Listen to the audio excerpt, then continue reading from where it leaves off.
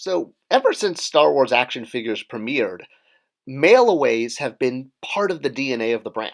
From the early holiday sneak preview set to, of course, Boba Fett with the non-firing missile that, if you have one that fires, well, you're rich. Obviously, this would continue throughout the line, and in the modern lines, mail-aways became a big part, in part, no pun intended, because of the fan club that was also the Star Wars Insider magazine at the time. You could pay to be a member of the fan club, you got a subscription, and you had early access to figures that were sold to this fan club, like the Cantina Band members.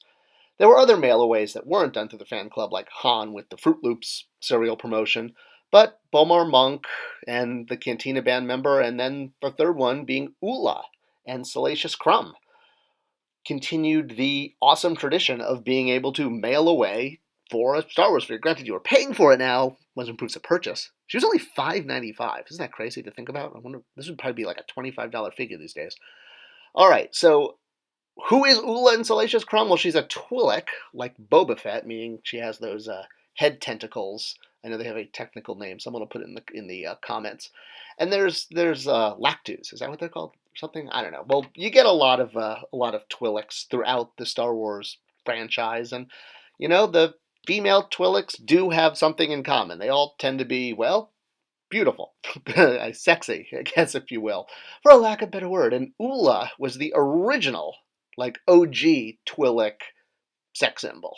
Hot Twi'lek chick. There was Slave Leia in her metal bikini.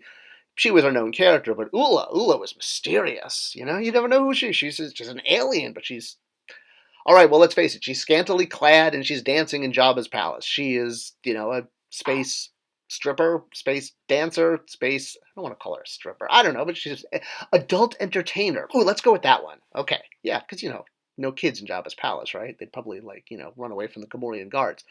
All right. Well, so Oola here is well, scantily clad, let's just say. Probably one of the most scantily clad Star Wars characters.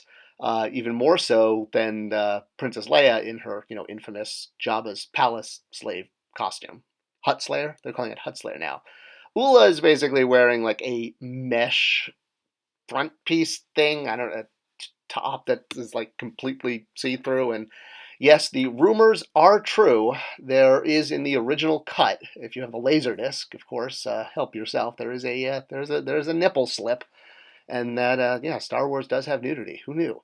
All right. Well, Femi Taylor, who was the actress who played Oola, has gotten very involved in the fan community, not only embracing the fact that she's become so popular with fans, and she goes to conventions and all that stuff, signing autographs, but she actually came back and was one of the only original trilogy actors to shoot new footage for the special editions.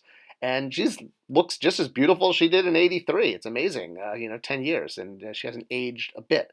So besides doing a lot of publicity stills with some of the other newly added, including another Twi'lek, Lin Mi there, the white Twi'lek as opposed to the yellow Twi'lek. Twi'leks come in lots of colors. So there was actually quite a bit of footage shot with Fem Taylor as Oola for the special editions, and some of it made into the movie, some of it didn't. There were some other scenes of her dancing with some of the other dancers.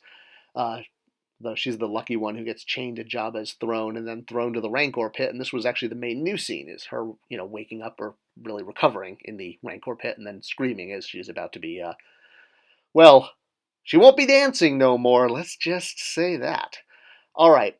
Well, while that was the tease of the Rancor, you have to admit that Oola does make a great bust, right? I mean, her bust is amazing, even though it also includes her hands. Usually busts are cut off at the shoulders, but this Oola bust is awesome, and getting Oola merchandise was now happening, which means that kids are going to start playing with Oola action figures. Yeah, I know. It does feel a little bit creepy to be doing this. I mean, maybe even more so in the 90s when this figure came out than now.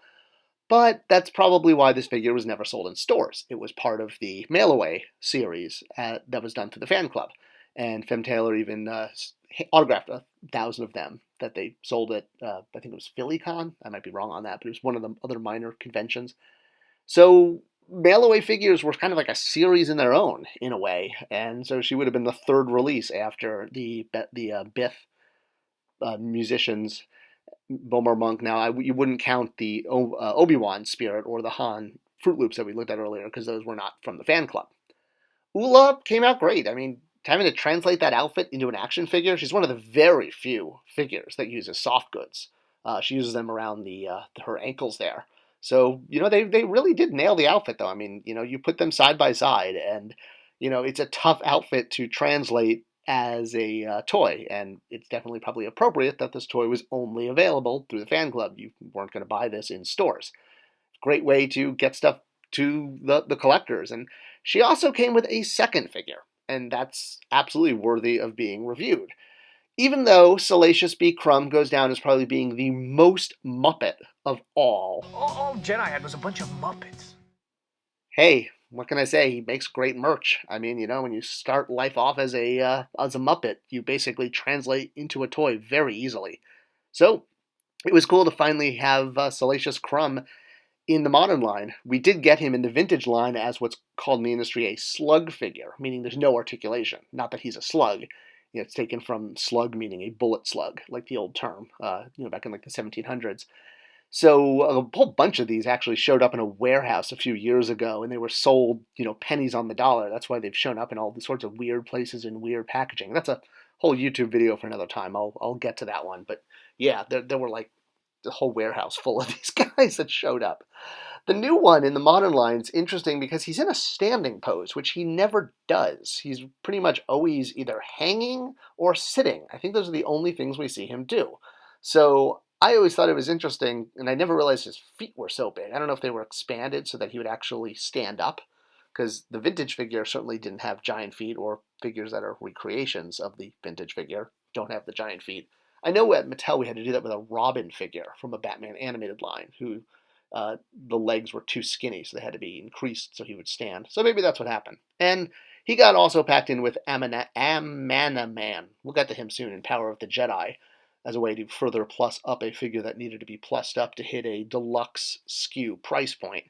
And an all-new Salacious Crumb would be issued several years later in the 30th anniversary line, first coming with C-3PO in what is also, I think, one of the weirdest 3PO releases, because his eye comes out like Salacious pulls out, but he's also covered in the green goo. And those don't happen at the same time. But anyway, it's all good. At least we got a new C-3PO. And we got a new Salacious Crumb. And this one had articulation. There is a bit of a controversy with this one because it was also released on a single card, and it was actually a small card. That's why he looks like the size of a regular figure. This card is tiny. It wasn't sold at retail, but it was part of the numbering system for the vintage line. It came only in a San Diego Comic-Con giant Revenge of the Jedi Death Star set. 12 figures, 10 figures, I can't remember off the top of my head. But we'll be getting to this set in time, so I don't need to spend too much time on it now. But the point is, this was how the Salacious Crumb single-carded figure was released. You could see at the very tail end on the right there, those are those two small ones. It was Salacious Crumb and the mouse droid. So they're both packed in the center there of the open Death Star for the working title Revenge of the Jedi on all the cards. So yeah, but it was the same figure. You just couldn't get them carded. All right.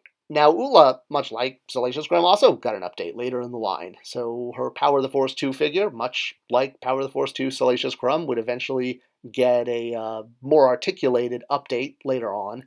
This one, while the previous was only available online, this one was at Walmart, which is like the most conservative retailer out there. But yeah, I guess 15 years go by, and maybe it's not as controversial to have this in the toy aisle. She was a pack-in with Jabba's throne, which I still think to this day was one of the best sets Hasbro has put out. And I was so glad that I was able to get a sample of it actually through my industry contacts, because I never found it in stores. It's fantastic. Not only do you get the new Salacious Crumb that's articulated, but you get an all-new Oola figure. And of course, we'll get to this set, much like we will that Death Star set in time. But it's worthy to note which figures were remade, and this one had a lot more soft goods on her. It wasn't just a mix of soft goods and sculpted detail like the original one was. I actually think this one, the soft goods, maybe look a little sillier. I'm very hesitant with soft goods on 3 3/4 figures, but the original Oola, the way it was done just around the ankles, I think that's perfect. I think that works great. Now, besides being associated with Jabba's throne, Oola is also associated with another thing, which is the Rancor, because, she's the Rancor's snack before he has a full feast on that Gamorrean bacon sandwich later on. And that's why, well, not only does she get packed with some versions of the Rancor, like that Funko, but fans expect her to be part of the Rancor. Like when the Rancor was sold or attempted to be sold on HasLab, it didn't hit the goal. But a lot of fans reacted. In fact, I think it was Yakface did this. It was the No Oola, No Moola campaign that if she was not going to be included with the Rancor, people weren't going to buy him. Well, they didn't buy him. So they didn't make him. And, that's what happens. But it's very interesting. Like, this is how popular the character is. The Rancor was going to come with a Luke and a 6-inch scale Salacious Crumb, which was also only available at Comic Con previously. Something interesting going on there. But yeah, we were yet to get an Oola, or even an Oola on a vintage card, which would be great. They could even take the existing Walmart one and throw it on a vintage card, and I'd be excited over that. Because, yeah, I mean, she's got a lot of fans, and I guess as time has passed, it's not as big of a deal as it was back in the 90s with Power of the Force 2 to have, an adult entertainer character in the line. But there she is. She's part of Power of the Force 2. Long live alternative careers, gangsters, and freedom for all enslaved Twi'leks. Go Twi'leks, go. You deserve to be free.